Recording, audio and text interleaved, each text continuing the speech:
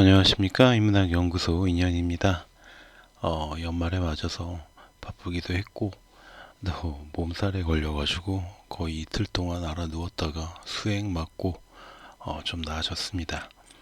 뭐 지금도 목 상태는 별로 좋지는 않지만 어쨌든 오늘 이야기 진행해 보도록 하겠습니다. 우리 역사 속의 범죄자들 그 51번째 경찰의 탈을 쓴 살인마 김준영에 대한 내용을 한번 다뤄보도록 할게요. 50일 경찰의 탈을 쓴 살인마 김준영 총기 난동 사건. 우리는 이미 우범곤 순경의 대량 살인을 통해서 경찰로서의 사명감뿐만 아니라 사람으로서의 자격이 없는 사람에게 총기를 쥐어 주었을 때 어떤 끔찍한 일이 일어나는지 살펴본 적이 있습니다. 자, 우리 역사 속의 범죄자들 네 번째 챕터에서 다루었었죠. 물론 총 62명의 사망자와 33명의 부상자를 만들어내면서 최악의 대량 살인마로 기록이 되었던 우범곤과 비견하기는 어렵겠지만 김준영, 순경 역시 절대 국가에서 총을 쥐어주어서는 안 되는 그런 부류의 인간이었습니다. 자, 그럼 첫 번째 순경 김준영부터 보도록 할게요. 1964년에 태어난 김준영은 1983년부터 1986년까지 군대에 입대하는 대신에 서울특별시경에서 전투경찰로 근무를 하게 됩니다. 이때 경찰이 적성에 맞는구나 라고 생각을 했던 건지 1988년 경찰로 특채가 되면서 고작 12주간의 교육만을 받은 뒤에 일선에 배치가 됩니다. 그리고 1990년 8월에는 서울 북부경찰서 도봉파출소 소속 순찰차 운전 요원으로 근무를 하게 되었고요. 주변의 증언에 따르면 당시 김준영은 특별한 문제를 일으킨 적 없는 성실하고 평범한 경찰관이었다라고 합니다. 자, 이게 김준영 순경의 모습입니다. 나무위키에서 가져왔고요. 살인마 김준영 두 번째 챕터. 그러나 이 평범하고 성실한 순경 김준영이 잔인한 살인마가 돼가는 과정은 그렇게 길지 않았습니다. 김준영은 사건 당시 경기도 의정부시 금호동에 부모님과 함께 거주 중이었어요. 하지만 1989년부터 이웃집에 사는 김성배 씨와 주차 문제로 갈등을 빚게 됩니다. 청송식당이라는 식당을 운영하고 있던 김성배 씨는 자주 김준영의 가족이 사는 집 앞에 주차를 했고요. 이로 인해서 두 집안은 갈등에 휩싸이게 됩니다. 그러다 결국 두 집안 사이에 패싸움으로까지 이게 번지게 되었고요. 이 사건으로 인해서 양쪽 모두 불구속 입건이 되면서 벌금을 물기도 합니다. 그러나 1990년 5월 김성배 씨 측은 이런 결과에 불만을 품고 손해배상 청구 소송을 신청해서 계류 중에 있었어요. 또한 경찰 공무원이었던 김준영에게 진정서와 투서 등을 보내며 괴롭히기 시작을 했죠. 이후 김준영은 이 사실에 화가 나서 1991년 4월 김성배 씨의 형인 김완배 씨를 폭행하게 됐고요. 김 씨 형제는 폭행죄와 함께 병원비 200여만 원을 청구하는 민사소송도 함께 벌이게 됩니다. 자, 그러면서 두 집안의 감정 대립은 이제 감정 싸움을 벗어나서 법정 싸움으로 확대가 된 거죠. 자, 당시 그 김성배 씨가 운영하던 청송식당의 모습, MBC 뉴스데스크 1991년 6월 27일자 기록에서 가져왔고요. 김준영은 7월 2일 2차 공판을 앞두고 사태가 자기에게 좀 불리해지게 돌아가는구나 라고 생각이 들자 6월 24, 25일 이틀 동안 피해자들을 찾아가서 소송을 취하해 줄 것을 종용합니다. 그러나 이 피해자들은 이것을 거부했죠. 그러자 이 사실에 엄청나게 앙심을 품게 된 김준영은 6월 26일 오후 7시 30분경 자신의 근무지인 도봉파출소를 찾아가서 389경 리볼버 권총에 실탄을 장전한 뒤에 파출소를 빠져나오게 됩니다. 그리고 8시 40분경 사건 현장인 김성배 씨가 운영하던 청송식당으로 찾아가죠. 그리고 그는 그곳에 김 씨 형제가 보이지 않자 다시 식당을 나오게 됐고, 그러다가 식당 옆 골목으로 달아나던 김성배 씨의 동생 김경배 씨를 발견했고 쫓아가서 얼굴에 총을 발사해서 살해합니다. 자, 그러니까 자기하고 지금 얽힌 거는 누구예요? 김성배 씨였죠.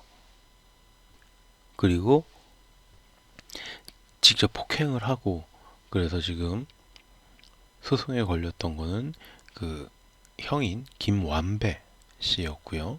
그런데 지금 눈에 보였다고 해서 동생인 김경배 씨를, 도망가는 사람을 쫓아가서 총을 얼굴에 쏴서 살해한 겁니다. 그리고 함께 있었던 김성배 씨가 20m 가량 떨어진 금성세탁소 내실로 달아났음에도 불구하고 그를 끝까지 쫓아가서 왼쪽 눈, 왼쪽 어깨에 한 발씩의 총을 쏴서 또 살해합니다. 형제를 이렇게 잔인하게 살해한 김준영은 김성배 씨의 여동생 부부가 운영하던 태양 슈퍼로 발걸음을 옮깁니다. 자, 태양 종합 슈퍼의 모습이고요. MBC 뉴스데스크 91년 6월 27일자 기사에서 가져왔습니다. 당시 태양 슈퍼에는 김승배 씨의 사동간인 박진호 씨와 이미영 씨 부부가 형님 부부의 부탁으로 잠시 카운터를 대신 봐주고 있었다고 해요. 그러나 김준영은 이러한 사실을 알지 못했고요. 그냥 가서 그대로 두 사람 모두에게 방아쇠를 당겨서 살해하고야 맙니다. 주인이었던 김성배 씨의 여동생 김현숙 씨도 사건 현장에 있었는데 살해 현장에서 그대로 실신을 하면서 목숨은 건졌지만 임신하고 있었던 아이를 잃게 되죠. 이렇게 순식간에 4명을 살해한 그는 10시 15분경 자신이 예전에 근무했던 서울특별시 경찰국 제1기동대에 나타납니다.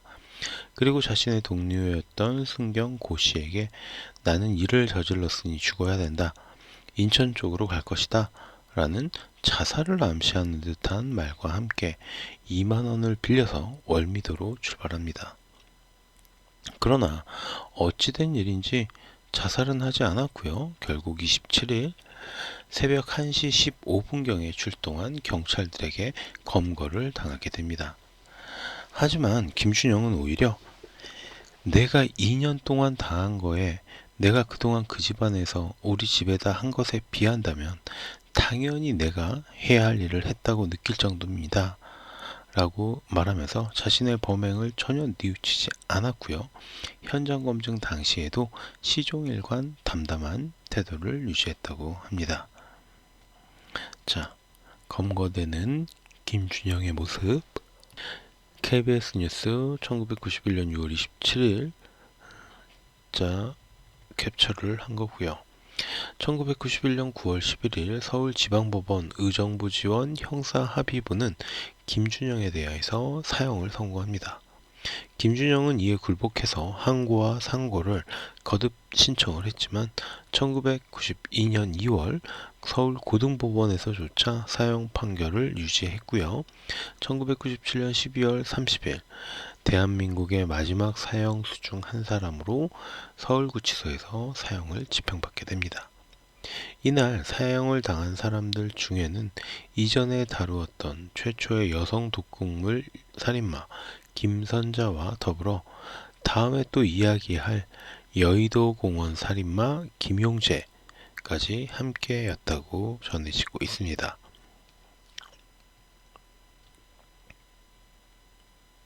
자, 23명 무더기 사형 집행 이렇게 기사가 났죠. 4명은 안구, 시신을 기증하기도 했다. 이런 내용입니다. 동아일보 1997년 12월 31일자 기사 가져왔고요. 이 사건을 다루면서 90년대에 얼마나 경찰을 허술하게 뽑았는지, 그리고 얼마나 허술하게 관리를 했는지, 이런 것들을 우리가 알게 되었습니다.